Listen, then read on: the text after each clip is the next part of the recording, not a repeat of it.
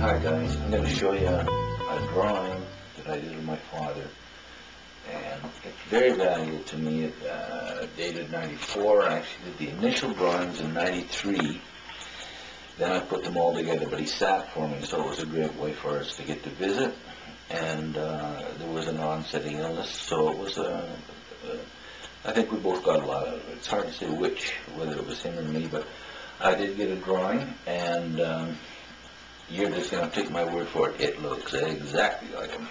Exactly. And so it's almost as if when he's sitting here, I could almost talk to him. And so it's a very valuable commodity for me. I'm going to move it over, hopefully not drop it.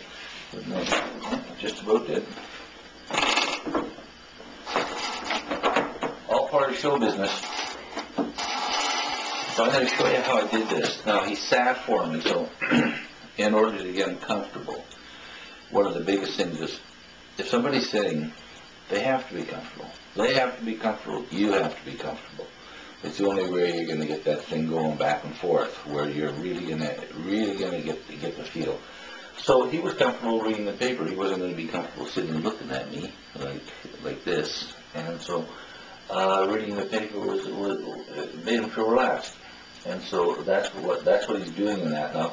Every now and then you're going to see that over there in what I showed you, but you'll get a good shot of it on the site.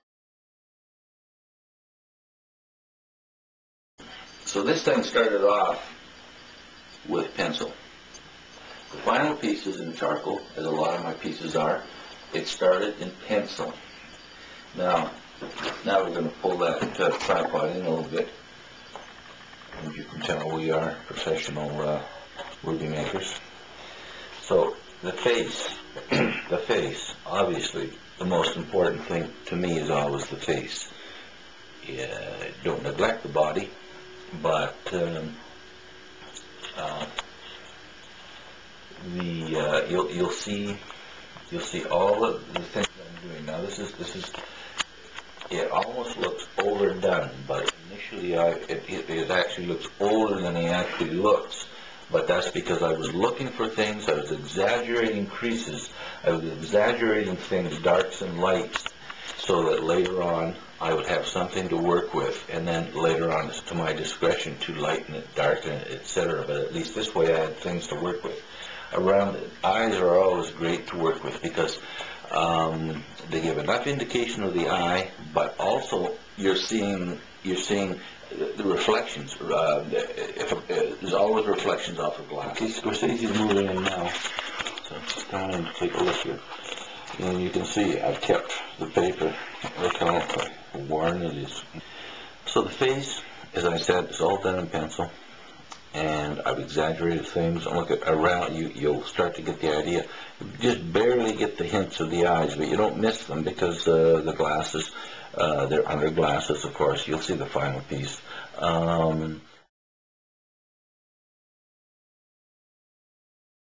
I've exaggerated little things like age spots. I've exaggerated veins. I've exaggerated hairlines. Now look at all this down here. These are contour lines. In other words, this line is just a line, but a contour line dips in and finds where the shirt folds. That's what you call a contour line. Living lines, I call them. These are all contour lines, finding spots that are in there to give it bulk. Same thing is down around the belt. Little this shadow of the belt, very important to give a three-dimensional. And these things up here are little notes. I'm just going to read as I kept notes as I did. I'm going to take a look because it was years ago. I mean, what did they say?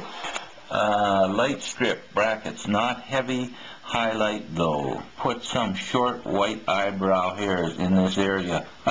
That's how detailed I get. Here's another face. So once I get the face drawn, then I simply put it on my light table and trace some more faces, just the outlines, and then start working to get different textures that I want. Oh, and the hands, important. So I continue with that. The paper's ripped, but again, adds to the authenticity, I guess. There's a hand. There's a nice hand. Now these are called, this is essentially a contour drawing. That's what you call a contour drawing. Look at how three-dimensional it looks, and all it is lines. I'm doing various studies of hands. This one right here contour drawing. Now, if you want to know what that is, take a look at the website. I describe it. But that hand is simply pencil lines, and yet look how three-dimensional it looks. It's a contour drawing. Look down here now. Just more and more studies. Not all as good as that, but I'm not showing you all my best stuff. I'm showing you how I got there, okay? I'm just laying it on the line. Look at this line. Look at this one here that's holding the, you get a nice shot of the thumb and how it's holding the paper that he's reading. Here's another one, just an example, and they're all over the place, just so you'll see. Look at this section right in here. Very, very important. All contour lines, and these were done cross-hatching. If you don't know what that means, it just means rather than rubbing it, I cross-hatch with that's called cross-hatching. I simply, there's no rubbing it, and that all of those lines. Look at the bulk. It looks like bulk, and then there's a tie which you might barely see, but that's what I'm looking for, the bulk, and that comes from the correctly placed contour lines. Once again, I talk about them at length on the site.